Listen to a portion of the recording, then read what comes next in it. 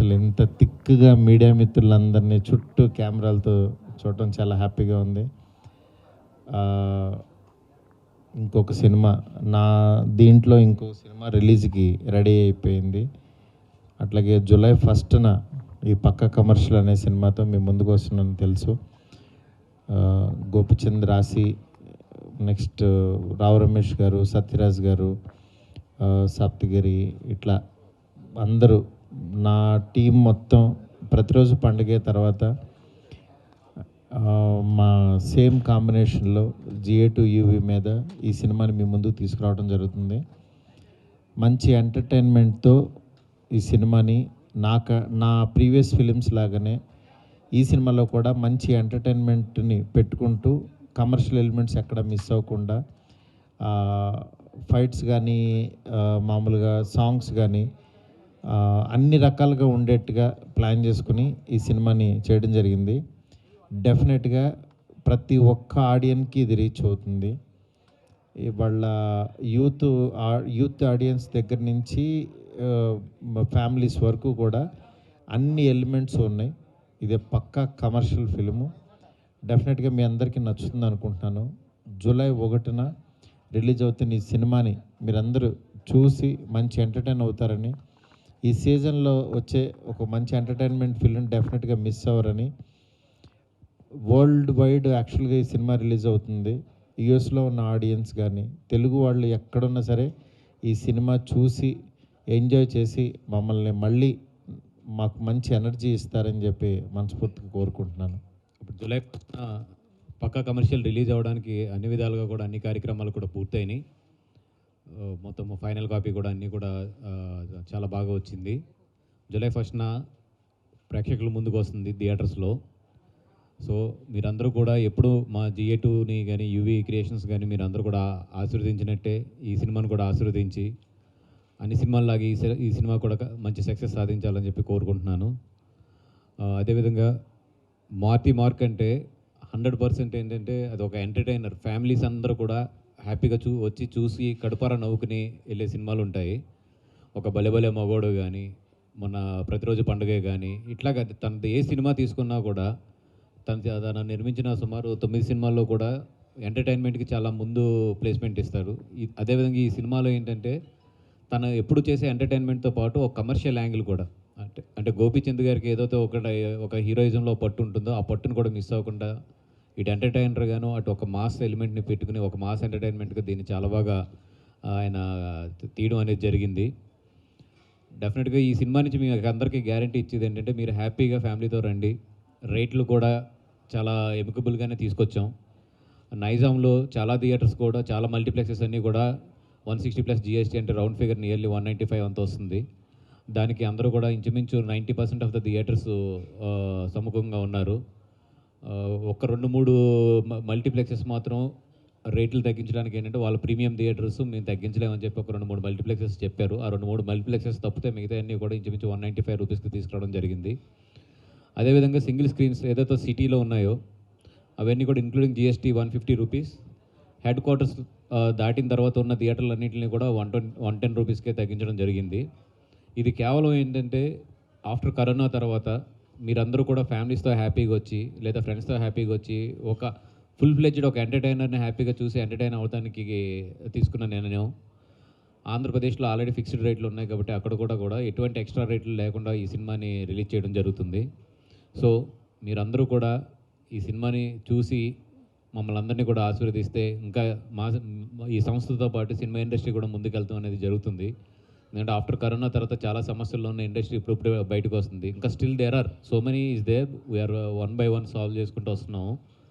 So ఇట్లాంటి చిన్న corona తర్వాత ఈ ప్రేక్షకులు కానీ మీడియా కానీ అందరూ కూడా మా భుజాలను తట్టి మాతో పాటు ఉండవలసిన సమయం ఇది. డెఫినెట్గా మీ అందరూ సపోర్ట్ ఉంటుందని చెప్పి ఆశిస్తున్నాను. అదేవిధంగా ఈ టీమ్ యూనిట్కి నిజంగా ఇంత కృతజ్ఞతలు చెప్పుకోవాలి. ఎందుకంటే అది ఆల్మోస్ట్ ఇంకా ఎల్లుండ రిలీజ్ కాబట్టి అందరం కూడా ఆల్మోస్ట్ ఇది లాస్ట్ ప్రెస్ మీట్ కూడా అవ్వచ్చు మా వైపు నుంచి. అందరికీ కూడా కృతజ్ఞతలు చెప్తున్నాం. తర్వాత సక్సెస్ మీట్లో డెఫినెట్గా కలుద్దాం. ఇప్పుడు వరకు ఈ సినిమాకి పనిచేసిన యూనిట్కి GA2 సంస్థ తరఫున UV సంస్థ తరఫున పేరున కూడా కృతజ్ఞతలు తెలుపుకుంటున్నాను. ముఖ్యంగా హీరో గారు గోపీచంద్ గారు, రాశికన్న గారు, అదేవిధంగా సత్యరాజ్ గారు, మన రావు రమేష్ గారు, అనేక మంది పెద్ద పెద్ద వాళ్ళందరూ కూడా ఈ సినిమాలో నటించడం జరిగింది. అందరికీ కూడా పేరు పేరున ధన్యవాదాలు తెలియజేసుకుంటున్నాను టెక్నీషియన్స్ అందరికీ. Thank you so much.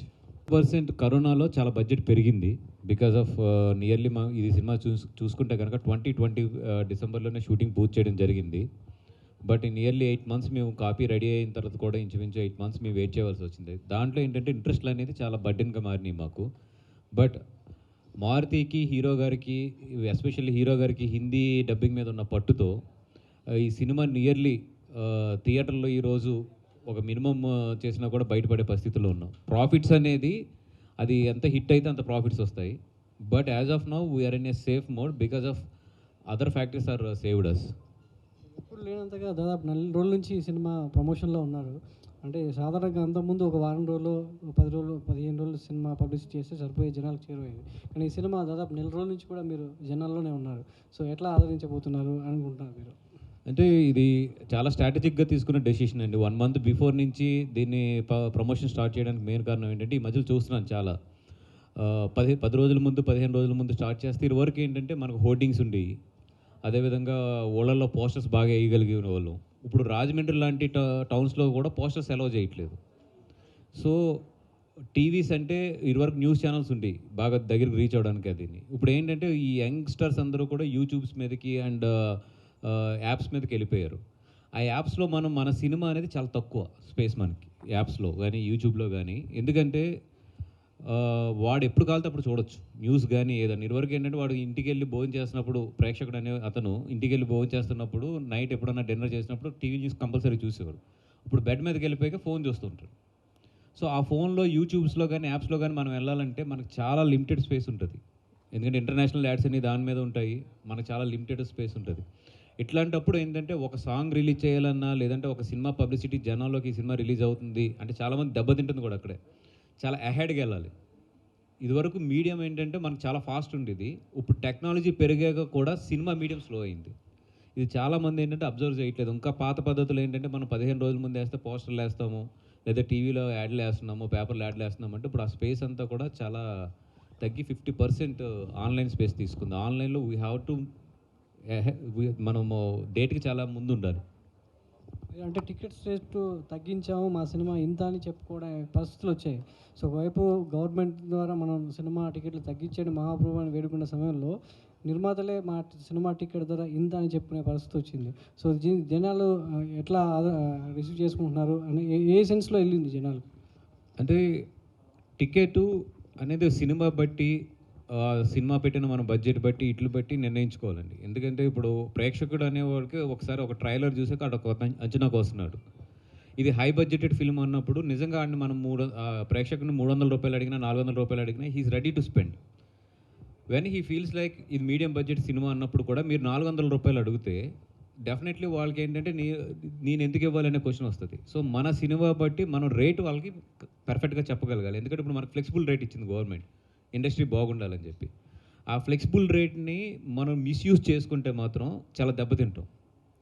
ఒక సినిమాకి, ఒక ప్రేక్షకుడికి ఈ సినిమాకి నేను ఇంత రేట్ అయితే థియేటర్కి వెళ్ళి హ్యాపీగా నేను చూస్తాను అనేది మన సినిమా రేంజ్ బట్టి, మన సినిమా క్వాలిటీ బట్టి, మార్కెట్ బట్టి చాలా జాగ్రత్తగా తీసుకోవాల్సిన నిర్ణయం అది. వాళ్ళు ఇస్తున్నారు కదా అని చెప్పి మనము ప్రతి సినిమాకి 400 రూపాయలు పెడితే certain A time they don't come to the theatres. Because వాడు 1000 రూపాయలు పెడితే హ్యాపీగా ఓటీటీలో 30 రోజుల తర్వాత, 35 రోజుల తర్వాత చూసుకోవాల్సినప్పుడు ఫ్యామిలీతో డీజిల్ ఖర్చు పెట్టుకుని బండి కింద పార్కింగ్ చేసుకుని అంతంత 1600, 1700 రూపాయలు పెట్టి ఎందుకు టికెట్లు కొంటారు?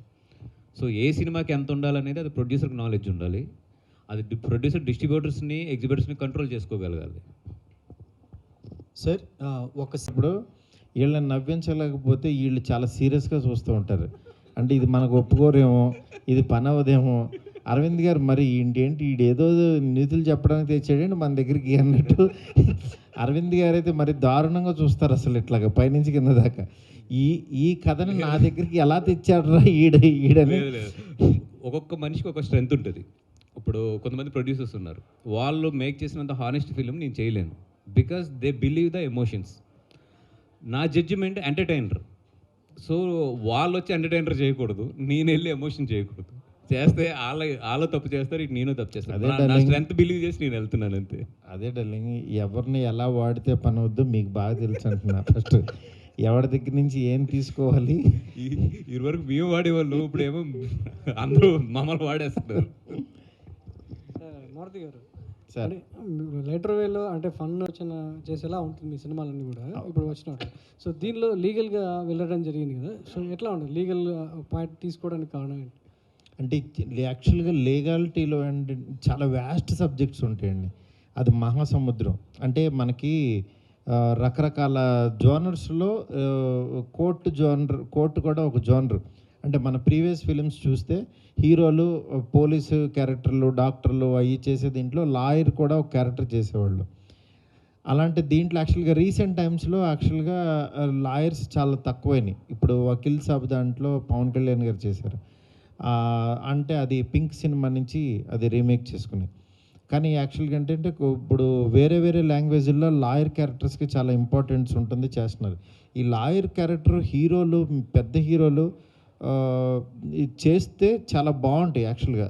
దాని ద్వారా ఏంటంటే ఓ చిన్న మెసేజ్ చెప్తే డెఫినెట్గా బాగుంటుంది.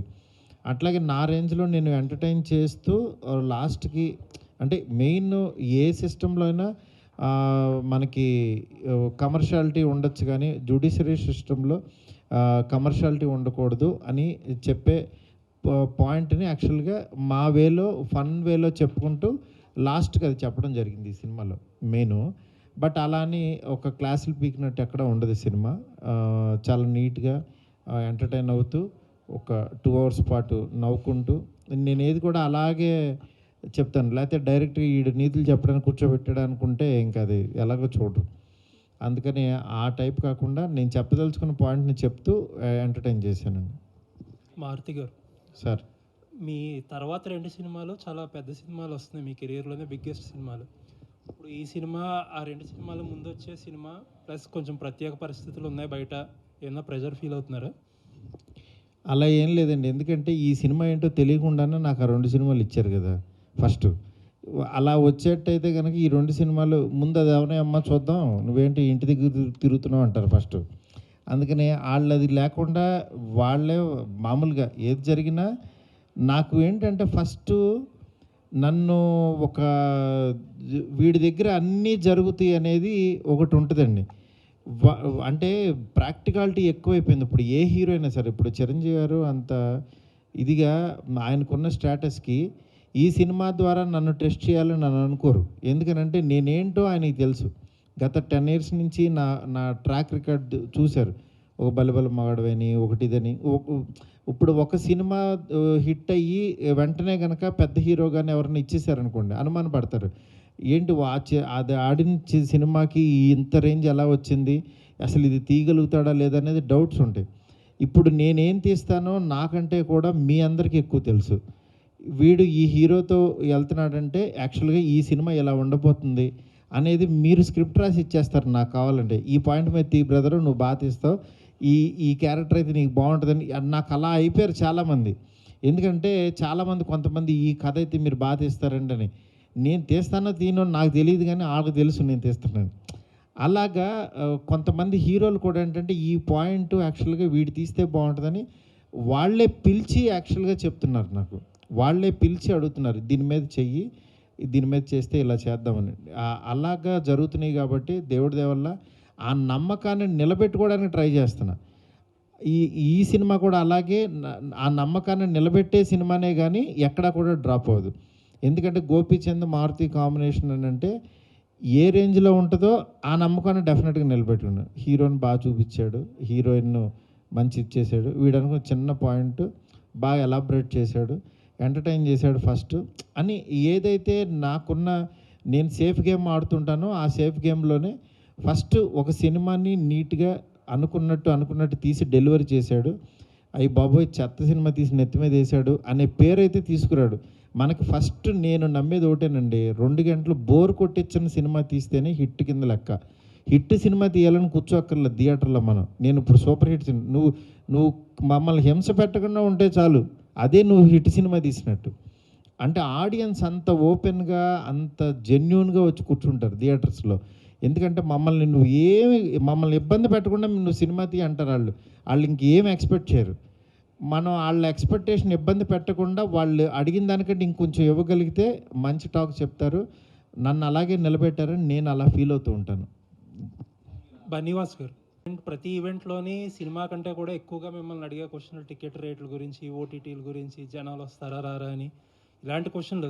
ఒక రకంగా మీకు ఇది స్ట్రేంజ్ ఎక్స్పీరియన్స్. ఇప్పుడు సినిమా ఇంకా 3 రోజుల్లో రిలీజ్ ఉంది. అప్పుడున్న నర్వస్నెస్కి ఇప్పుడున్న కాన్ఫిడెన్స్ ఏంటి? అసలు ఏమైంది? ఏదన్నా కాన్ఫిడెన్స్ వచ్చిందా? ఏమనిపిస్తుంది? మీ మైండ్లో ఏముంది? అంటే ఎస్, మీరు వేసిన క్వశ్చన్లో సక్సెస్ఫుల్గా యాజ్ ఎ ప్రొడ్యూసర్గా అయితే సినిమా పలానా రోజున రిలీజ్ అవుతుంది అనేది అయితే మాత్రం నేను ప్రేక్షకుల దగ్గర తీసుకెళ్ళగలిగాం. ప్రొడ్యూసర్గా ఫస్ట్ బాధ్యత అది ఉంటుంది మాకు. ఆ రోజు తర్వాత సినిమా మాట్లాడాలి ఇంకా, ఎందుకంటే ఇంకా ఆ రోజు తర్వాత మేము చేసేది పెద్దగా ఉండదు. అక్కడి నుంచి ఏంటంటే సినిమా మాట్లాడుతుంది. మేము బాగా సినిమా తీస్తే ఫస్ట్ షోకి చాలా బాగా వస్తుంది, లేదంటే ఫస్ట్ షో నుంచి తేడా పడుతూ ఉంటుంది.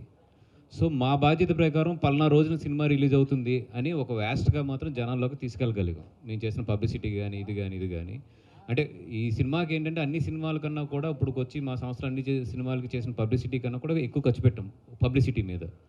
Because of today that necessity is there. Necessity అనేది ఏర్పడిపోయింది ఇప్పుడు. ఎందుకంటే ఇదివరకు ఓన్లీ డిజిటల్ మీడియా అనేది చాలా పెరిగిపోయింది. ఇదివరకు సపోజ్ మీరు బిఫోర్ కరోనా తీసుకుంటే అది 10 లక్షల రూపాయలు 15 లక్షల రూపాయలు ఉండేది. ఈరోజు నియర్లీ 70 to 80 lakhs రూపీస్కి వచ్చేసింది అది. అదేవిధంగా అవుట్ సైడ్ పబ్లిసిటీ ఎక్కడ తగ్గలేదు, ఇంకా పెరిగినాయి రేట్లన్నీ కూడా. దాని మీద ఏంటంటే ఇదివరకు బడ్జెట్తో పాటు సినిమా బడ్జెట్తో పాటు పబ్లిసిటీ బడ్జెట్ చాలా పెరిగిపోయింది ఇప్పుడు. But at the same time collections తగ్గినాయి. మా వరి అంతా ఎక్కడ ఉందంటే చెప్పగలిగాం ఇది ఓటీటీలో 30 రోజుల్లో వచ్చేస్తుంది, 28 రోజుల్లో వచ్చేస్తుంది, అక్కడ చూద్దాం అని చెప్పి ఇంట్లో కూర్చుంటే మాత్రం ఎవరు ఏం చేయలేము ఇది. సో అంత ప్రొడ్యూసర్స్ అందరూ కూడా ఇప్పుడు కొత్తగా నిర్ణయం తీసుకుంటున్నారు 50 రోజుల వరకు ఓటీటీ వేయకూడదు అనేది. మేబీ రేపు మీటింగ్ ఉంది దాని మీద, నాకు తెలిసి మేబీ ఏమన్నా దాని మీద ఏమన్నా పాజిటివ్ డెసిషన్ వస్తుందా ఏంటి అనేది it's depends on lot of things. అంటే ఇక్కడ సార్ ఆంధ్రాలో ఆన్లైన్ టికెటింగ్ పోర్టల్కి ఎగ్నెస్ట్గా కొంతమంది డిస్ట్రిబ్యూటర్లో ఎగ్జిబిటర్లో థియేటర్స్ షట్ డౌన్ చేయాలని ఒక వార్త వస్తుంది బయట. అయితే దాని గురించి మీకున్న ఇన్ఫర్మేషన్ ఏంటి? అంటే ఏదైతే గవర్నమెంట్ ఎంఓయూ అనేది ఎగ్జిబిటర్స్కి ఇస్తుందో దాని మీద చాలామందికి చాలా క్వశ్చన్స్ ఉన్నాయి. ఆ క్వశ్చన్స్ని కరెక్ట్గా అడ్రస్ చేయడానికి వాళ్ళకి మీడియం దొరకక ఈ కన్ఫ్యూజన్ ఉంది. అంటే ఇప్పుడు వాళ్ళు సపోజ్ కలెక్టర్స్ దగ్గరికి, సబ్ కలెక్టర్స్ దగ్గరికి వెళ్తున్నారు, కానీ వాళ్ళకు కూడా ఏంటంటే దీని మీద ఫుల్ ఫ్లెడ్జ్డ్గా ఆన్సర్ చేయడానికి వాళ్ళకు కూడా కొన్ని విషయం, because it's a different business totally. ఆ విషయాల్లో అంబిక్విటీ అనేది ఉంది. ఆ అంబిక్విటీలో ఏంటంటే చాలామంది దీన్ని ప్రెజర్ కింద ఫీల్ అవుతున్నారు. So we are also requesting government humbly that ఎగ్జిబిటర్స్కి ఉన్న డౌట్స్ అన్నీ తీరడానికి ఏదన్నా ఒక చిన్న మీటింగ్ కనుక పెట్టి వాళ్ళకున్న డౌట్స్ అన్నీ అడుగుతానికి ఒక ఛాన్స్ ఇస్తే బాగుంటుంది. ఎందుకంటే ఆ ఎంఓయూ నేను కూడా చదవడం జరిగింది. దాంట్లో మేజర్ 2-3 పాయింట్స్లోనే ఎక్కువ మంది ఎగ్జిబిటర్స్ స్ట్రెస్ అవుతున్నారు. ఆ 2-3 పాయింట్స్ నాకు నాలెడ్జ్ ఉన్నంత వరకు కూడా ఇట్స్ ఎమికబుల్ పాయింట్స్. అది కాకపోతే అది ఎక్స్ప్లెయిన్ చేసే విధానంలో ఏదన్నా ఒక బెటర్ ప్లాట్ఫామ్ అండ్ కమ్యూనికేషన్ ఎగ్జిబిటర్స్కి ఇస్తే కనుక వాళ్ళ డౌట్స్ నివృత్తి చేయగలిగితే కనుక ఈ కాంప్లికేషన్ కొంచెం తీరుతుంది అనేది నాకు ఉంది. సార్ ఇప్పుడు ఓటీటీకి టైం తీసుకుంటా అంటున్నారు కదా, కాకపోతే గతంలో కూడా చెప్పారు ఓటీటీలో ఎమ్మటే రిలీజ్ చేయము, కొద్దిగా టైం తీసుకున్నా అలా అనేసి వెంటనే 2 వారాలు కాగానే వచ్చేస్తున్న సినిమాలు కూడా చూసాం, పెద్ద సినిమాల నుంచి అన్ని సినిమాలు. దీనికి మరి పర్టికులర్ ఒక డిసిషన్ అని తీసుకుంటారా? అదర్వైజ్ ఇంకోటి ఏంటంటే నాట్ ఓన్లీ తెలుగు, మిగతా లాంగ్వేజ్ కూడా డబ్ అయ్యి ఓటీటీలో వచ్చేస్తున్న పరిస్థితి ఉంది. జనాలు బాగా వాటి మీద కూడా దృష్టి పెట్టడం జరిగిపోయింది కదా, సో దీనిపైన కూడా ఏం చేస్తున్నారు? అంటే ఓటీటీలో ఎప్పుడు రావాలి అనడానికి మేము దాన్ని రీసెర్చ్ చేస్తుంటే చాలా ఫ్యాక్టర్స్ ఉన్నాయి. ఇప్పుడు ఒక మీటింగ్లో ప్రొడ్యూసర్ అడిగారు, సార్ ఇప్పుడు నా సినిమా ఫ్లాప్ అయింది, నేను ఎర్లీగా ఇస్తే నాకు ఓటీటీలో డబ్బులు వస్తాయి, థియేటర్లో రావు, నేను ఎందుకు ఆ ఇన్కమ్ పోగొట్టుకోవాలి అన్నారు. That's a very valid question అది. ఎందుకంటే ఇప్పుడు ఆల్రెడీ డబ్బులు పోతున్న మనిషిని నువ్వు ఇంకొంచెం ఆగి వచ్చే డబ్బులను పోగొట్టుకుని అని చెప్పే మనసు ఏ ప్రొడ్యూసర్కి కూడా రాదు. But at the same time మనం ఆలోచించవలసింది లాంగ్విటీ. ఈరోజు దట్స్ ఇనిషియల్ బెనిఫిట్, బట్ మన థియేటర్ సిస్టమ్ అనే దాన్ని చంపేసుకుంటే ఫ్యూచర్లో ప్రొడ్యూసర్ అనేవాళ్ళు జస్ట్ ఒక ప్రొడక్షన్ మేనేజర్స్ అయిపోతారు. అది ఆ డేంజర్ ఎంత ఉన్నది అనేది ఈరోజు మనం ఇనిషియల్ బెనిఫిట్ కన్నా కూడా అందరికీ బట్టిని తగులుతుంది. అది ఏంటంటే లాంగ్విటీ గురించి ఆలోచించాలి. అయితే ఇప్పుడున్న సిచ్యువేషన్లో ఇదంతా కూడా కరెక్ట్ చేసుకోవాల్సిన పీరియడ్ మాకు, ఎస్పెషల్లీ ప్రొడ్యూసర్స్ అంటే హీరోస్కి. Because it is not only producers problem, ఈ థియేటర్ ఇన్కమ్ అనేది చచ్చిపోతే ఒక మిడ్ సెక్టర్స్లో ఉన్న హీరోస్ చాలామంది ఇబ్బంది పడతారు. ఆల్రెడీ స్టార్ట్ అయింది అది.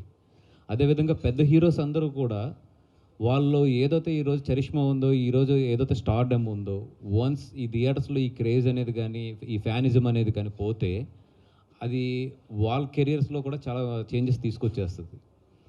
అండ్ మనం పెద్ద హీరోలు అందరూ చాలా తెలివైన వాళ్ళు. ఇండియాలోనే అందరికన్నా కూడా మన హీరోస్ చాలా తెలివైన వాళ్ళు. అంటే ఒక సినిమాని జనాల్లోకి ఎలా తీసుకెళ్ళాలి ఏంటి అనేది మన వాళ్ళు ఇప్పుడు ఇంటర్నేషనల్ లెవెల్కి వెళ్ళిపోయారు. సో వీళ్ళు ఆలోచించినంత బాగా ఎవరు ఆలోచించలేరు ఇప్పుడు ఉన్నది. ఎందుకంటే దే హ్యావ్ వ్యాస్ట్ ఎక్స్పీరియన్స్ మన హీరోస్కి.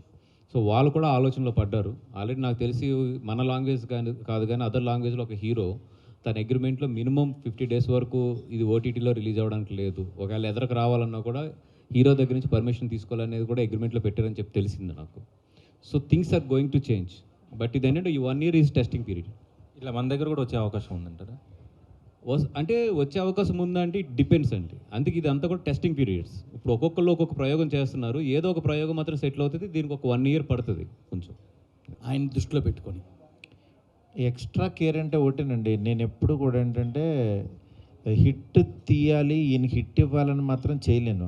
హిట్ రావాలి అంతే. మనం తీసిన సినిమా మంచి సినిమా తీస్తే హిట్ అవుతుంది. ఆ మంచి సినిమాకి ఎప్పుడైనా సరే కథా బలం కరెక్ట్గా ఉండి ఆ కథలోకి హీరో బ్లెండ్ అయ్యి యాక్టింగ్ చేసేటప్పుడు హీరోకి డైరెక్టర్కి కనుక కెమిస్ట్రీ కనుక కుదిరితే డెఫినెట్గా అది స్క్రీన్ మీదకి ట్రాన్స్ఫర్ అవుద్ది.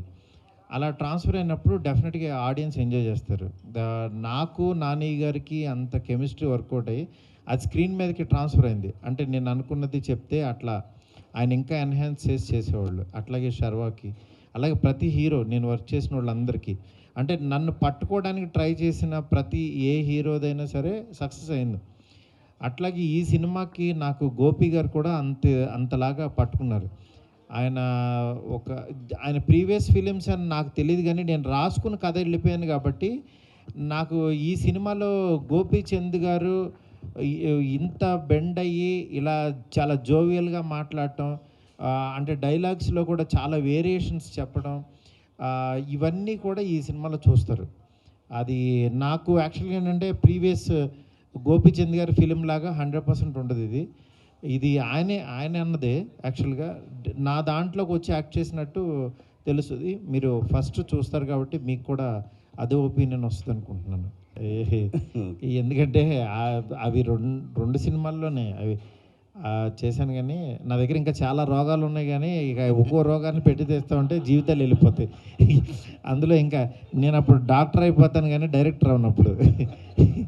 అందుకని చెప్పి అంటే రోగమో దానికి మందు ఇదేని వేస్తున్నాను అనుకోండి స్క్రిప్ట్లో, కొన్నాళ్ళ తర్వాత డాక్టర్ అయిపోతాను నేను. సార్ ఇప్పుడు ఆన్లైన్ టికెట్ మొత్తం కంప్లీట్గా చేస్తే బీసీ సెంటర్లో టికెటింగ్ అంటే మొత్తం థియేటర్ అంతా కూడా ఏదో ఆన్లైన్లో బుక్ చేసుకోవాలనే అపోహ క్రియేట్ అయిపోయింది. బాక్స్ ఆఫీస్ అలాగే ఉంటుంది. బాక్స్ ఆఫీస్తో పాటు ఆన్లైన్ యాప్లో కూడా థియేటర్ ఉండాలి. బట్ బాక్స్ ఆఫీస్ అట్లాగే ఉంటుంది, టికెట్ సిస్టమ్ అట్లాగే ఉంటుంది. అది ఎవరు ఎక్కడ కూడా డిస్టర్బ్ చేయట్లేదు. దీంతోపాటు ఆ థియేటర్ కంపల్సరీ ఆన్లైన్లో ఉండాలి. That is the implementation. తప్పితే బాక్స్ ఆఫీస్ అనేది థియేటర్లోంచి తీసేసారు. It's there. అయితే 50 రోజుల తర్వాత ఓటీటీలో కంటే పైరసీ పెరిగే ప్రమాదం ఉంది కదా సార్? అంటే ఇప్పుడు ఓటీటీ క్లిక్ అవ్వక ముందు కూడా పైరసీ అనేది జనాలు ఏంటంటే తగ్గారండి ఆల్రెడీ. బికాజ్ మనం ఎప్పుడైతే సినిమాని మనం 5-6 థియేటర్లో వేయడం ప్రారంభించి వాడు ఫస్ట్ డే హ్యాపీగా వచ్చి థియేటర్కి వెళ్ళి చూసేయగలుగుతున్నాడో ఆల్రెడీ పైరసీ అనేది గ్రాఫ్ తగ్గింది. సో అది ఇప్పుడు today that is not a big problem. Maruthi garu అని ఒక చిన్న ఒక ప్రయోగంతో వచ్చి ఇప్పుడు ఒక కమర్షియల్ డైరెక్టర్గా ఎదిగి రేపు పొద్దున ఒక బిగ్ స్టార్స్ని డైరెక్ట్ చేయబోతున్నారు కదా. సో ఈ జర్నీ అంతా మీకు ఎలా అనిపిస్తుంది? రేపు పొద్దున వాళ్ళిద్దరిని డైరెక్షన్ చేసిన తర్వాత మళ్ళీ ఇలాంటి ఒక మినిమం మీడియం రేంజ్ హీరోలకి డైరెక్షన్లో అందుబాటులో ఉంటారా, లేదంటే మళ్ళీ బన్నీ గారు అలా అని ఆ ట్రాక్ వెళ్ళిపోతారా? ఎప్పుడు కూడా ఒకటేనండి, నేను ఇది అవుతానని మాత్రం ఎప్పుడు స్టార్ట్ చేయను. ఎందుకంటే అది చేస్తానంటే ఒక ఎక్స్పెక్టేషన్ అవుద్ది, అది జరగని రోజు డిసప్పాయింట్ అవుతూ ఉంటాం. నేను ఎప్పుడు లైఫ్ కూడా నేను ఎప్పుడు డైరెక్టర్ అవుతాను అనుకోలే, అలాంటిది ఒక డైరెక్టర్ అయ్యాను. అంటే అది మళ్ళీ సక్సెస్ఫుల్ డైరెక్టర్ అయ్యాను. ఇదంతా జర్నీ జరుగుతుంది. నేను అందుకని చాలామంది ఏంటంటే బిఫోర్ నన్ను అడుగుతూ ఉండేవాళ్ళు, 1-2 హిట్లు ఇచ్చిన తర్వాత పెద్ద స్టార్స్ కోసం వెళ్ళొచ్చు కదా ఇదని. వాళ్ళు నిజంగా కావాల్సినప్పుడో నేను కావాలనుకున్నప్పుడో అది జరుగుతుంది, కానీ మనం అనుకుంటే అవ్వదు అని కొంచెం వెయిట్ చేసేవాడిని. నెక్స్ట్ ఏంటంటే నాకు వచ్చిన ప్రతి ఆపర్చునిటీ నాకు మంచి ఆపర్చునిటీ కిందే ఫీల్ అవుతాను. అందుకని దాన్ని ప్రూవ్ చేసుకోవడానికి ట్రై చేస్తాను. దొంగ ఇలా చెప్తాడండి. నేను ఎప్పుడన్నా ఇప్పుడు పక్కా కమర్షియల్ నాకు జరుగుతుంది సినిమా, పక్కన వెళ్ళి అదే నేను చెప్తాను, నువ్వు ఆగు, మంచి రోజులు వచ్చాయి. కరెక్ట్గా 20 రోజులు గ్యాప్, ఆ లాక్డౌన్ ఏదో వస్తే దానికి నేను సినిమా స్టార్ట్ చేస్తానని చెప్పి లొకేషన్ నుంచి కాల్ చేసాడు. ఏం చెప్తాం మనం? అసలు రెస్ట్ తీసుకోడు, తన బుర్రకు ఒక ఐడియా వచ్చిందంటే ఆగడు. అది పక్కన పెడితే అంటే నాకు అదే, నేను అలా నిజంగా కనుక అందరూ అలాగే వెళ్తే ఏమో ఈ జర్నీ ఎటు వెళ్తుందో తెలీదు. ఎందుకంటే ఇండస్ట్రీ చాలామందిని చూసింది, చాలామందిని వచ్చారు వెళ్ళిపోయారు ఆ ఫ్లోలో. మనం ఇక్కడ ఉన్ననాళ్ళు యాక్చువల్గా చాలా జాగ్రత్తగా చేసుకుంటూ మనం వెళ్ళిపోవాలి, కానీ ఇది మనదే, ఇది మన అడ్డా, మనం సక్సెస్లు ఇస్తాం. మన దేవుళ్ళు కాదు కంటిన్యూగా సక్సెస్లు హిట్లు ఇవ్వడానికి, ఇక్కడ వరాలు ఇవ్వడానికి. ఇక్కడ ఏంటంటే మనం కాన్షియస్లో ఉండి పని చేయాలి. ఈ కాన్షియస్లో ఉండి పని చేసినప్పుడు మనకు వచ్చిన చిన్న ఆపర్చునిటీ కూడా పెద్ద ఆపర్చునిటీ లాగానే. నేను ఇప్పుడు ఇది చేస్తున్నాను ప్రతిరోజు పండుగ తర్వాత, మధ్యలో గ్యాప్ ఏది కరోనా వచ్చింది.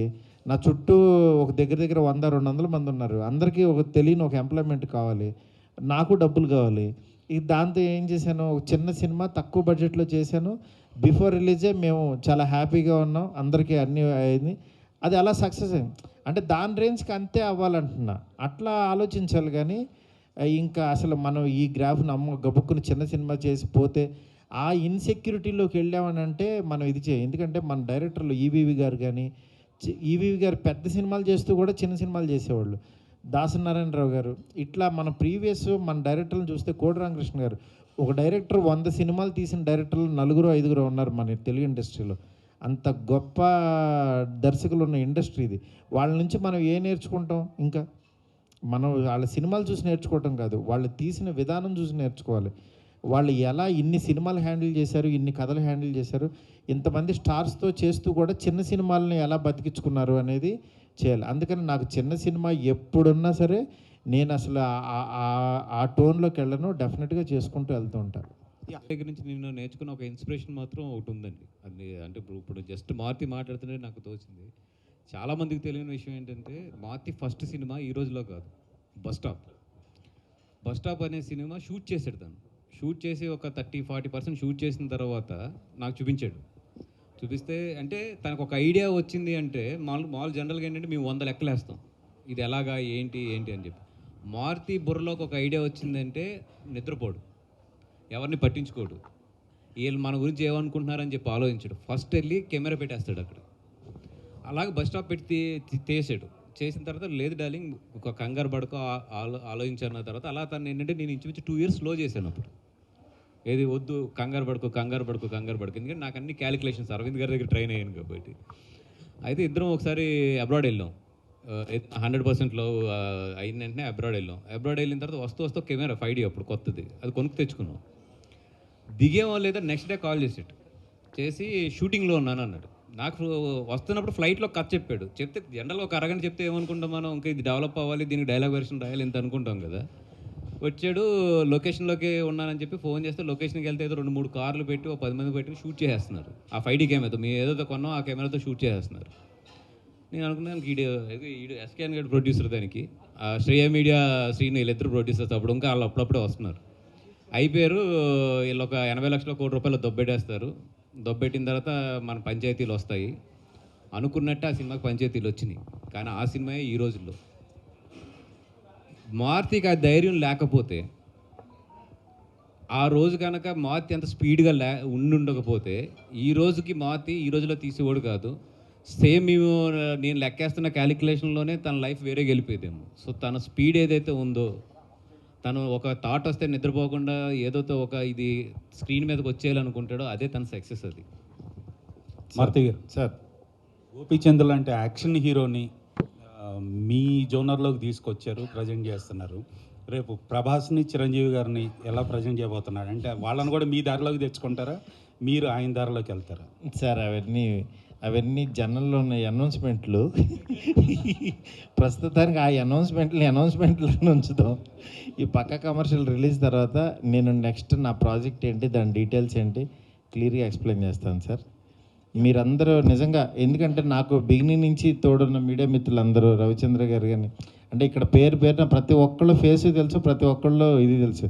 కొత్తగా వచ్చిన డిజిటల్ బ్యాచ్ తప్పించి ఆల్మోస్ట్ అందరూ నాకు తెలిసిన వాళ్ళే, నా ఎదుగుదల చూసిన వాళ్ళే. డెఫినెట్గా మీరు, నేను ఒక నెక్స్ట్ ఫేజ్కి వెళ్ళటం అనేది చాలా హ్యాపీగా ఫీల్ అవుతారు కాబట్టి ఆ ఫేజ్లోకి వెళ్తున్నాను. అది త్వరలోనే నేను అనౌన్స్ చేస్తాను తప్పకుండా. Thank you.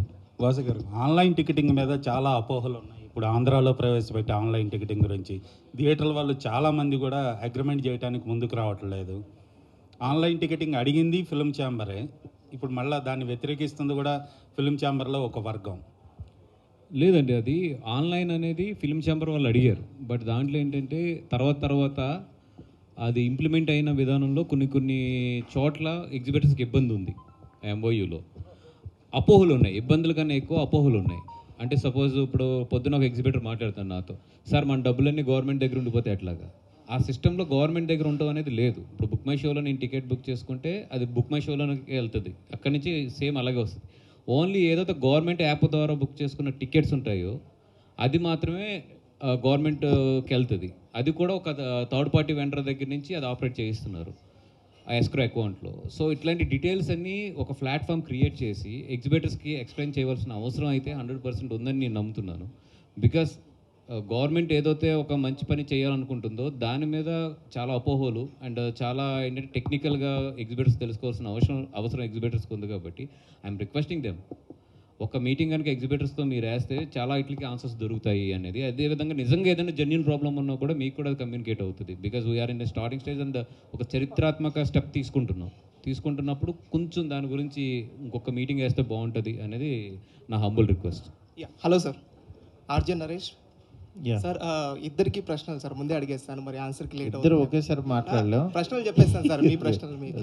మారుతి గారు, అంటే మీ సినిమాలన్నీ కూడా, అంటే సినిమా చూసిన తర్వాత బయటికి వచ్చిన తర్వాత ఒక టైటిల్, అందరూ కూడా బయటికి వెళ్ళేటప్పుడు ఈ టైటిల్ పిలుచుకుంటారు. మరి పక్కా కమర్షియల్లో నాకు తెలిసి పక్కా కమర్షియలే అంటూ సినిమా బయటికి వస్తారనిపిస్తుంది. అలానే బన్నివాసు గారు, మీ ప్రశ్న ఏంటంటే, ఇప్పుడు చూస్తుంటే సినిమా రిలీజ్ అయిన తర్వాత 1 వీక్ లేదా 2 వీక్ ఆడడం కష్టంగా ఉంది, తర్వాత ఓటీటీకి వెళ్ళిపోతుంది మోస్ట్లీ అన్నారు కూడా. మీరు ఏమంటారు? అంటే 100 days అనేది మనము ఎప్పుడు చూస్తాం, వస్తుందంటారా ఆ రోజు?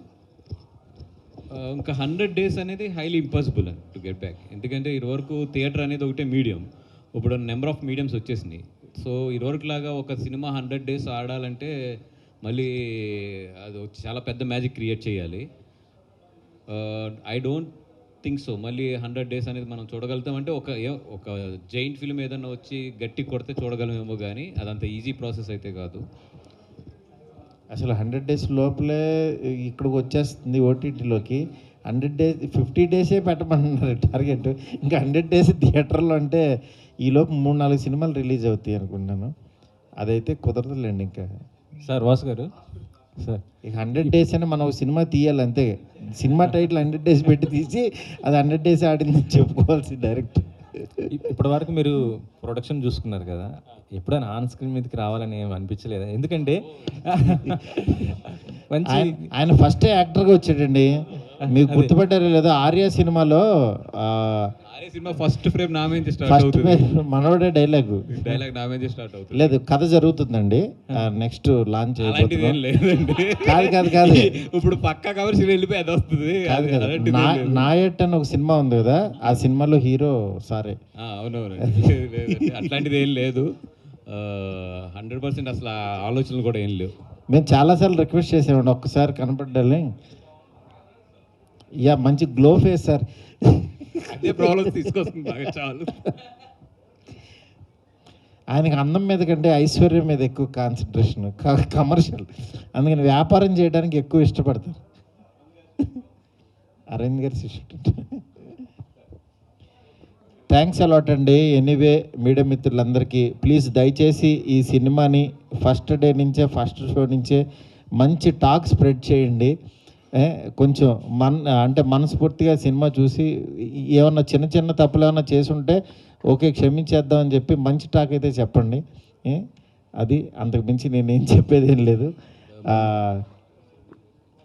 నెక్స్ట్ మాకు నిజంగా ప్రీ రిలీజ్కి ఒక 100 ఈవెంట్లు చేసిన రాని బజ్జు ఒక్క చిరంజీవి గారు వచ్చి ఒక ఈవెంట్తో తీసుకుని వచ్చి మమ్మల్ని నిజంగా బ్లెస్ చేశారు. ఆయన ఆ రోజు ప్రీ రిలీజ్ ఈవెంట్ తర్వాత చాలామందికి కూడా ఈ సినిమా వస్తుందని, ఈ సినిమా చూడాలనే ఒకటి క్రియేట్ అయింది.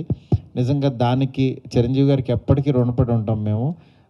థ్యాంక్స్ అలాట్ సార్, ఈ సందర్భంగా చెప్పుకుందాం అనుకున్నాం. Thank you. నేను ఏదైనా థ్యాంక్స్ చెప్పుకోవాలంటే ఇద్దరికి, ఒకటి చిరంజీవి గారికి పెద్ద ఆయనకి, రెండు నా మిత్రుడు నా బలం అల్లు అర్జున్కి. Thank you Bunny for giving me all this life. And thank you sir Chiranjeevi గారు, మీ దగ్గరికి వచ్చిన పిల్లల కింద వచ్చిన మా అందరినీ కూడా ఆశీర్వదించి ఇంతవరకు తీసుకొచ్చారు. Both of you thank you so much. Thank you sir. నీ మిత్రుడేనా బన్నీ? మా మిత్రుడు కదా ఏంటి? చూడ కమర్షియల్గా ఎలా చేసేసుకుంటాడు. ఎనీవే, బన్నీ లేకపోతే మేము లేము యాక్చువల్గా. ఎందుకంటే మమ్మల్ని కలిపింది కూడా బన్నీనే. మా ఫస్ట్ సినిమాకి కూడా యాక్చువల్గా నేను అందుకే నిజమైన ఫ్రెండ్ అనేవాడు ఒకడు తోడుంటే, వెనకాల ఉన్నాననే బలం ఉంటే ఎవడైనా సరే ముందుకెళ్ళొచ్చు అని ట్యాగ్ ఫస్ట్ సినిమాలో వేసుకున్నాను.